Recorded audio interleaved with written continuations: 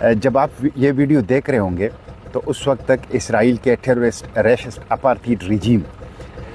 نے ہم پر جارحیت کیا ہوگا، اور یا تو ہم گرفتار ہوں گے اور یا ہم قتل کر دیے گئے ہوں گے۔ ہمیں اپنی گرفتاری اور قتل کا کوئی خوف نہیں ہے۔ اللہ تعالیٰ نے ہمیں ہر خوف سے آزاد کر دیا ہے، اور غزہ کے اندر گزشتہ 2 سال سے جو لائیو سٹریمنگ قتل عام ہو رہا ہے، پوری دنیا کے آنکھوں کے سامنے دن دہاڑے جو معصوم بچوں کو ٹکڑے کیا جا رہا ہے، معصوم بے گناہ انسانوں کو جس طرح بھوک اور بارود سے مارا جا رہا ہے، قتل کیا جا رہا ہے، اس قتل عام، اس ظلم عظیم کے سامنے ہماری گرفتاری اور موت کوئی حیثیت نہیں رکھتی۔ میں یہی کہوں گا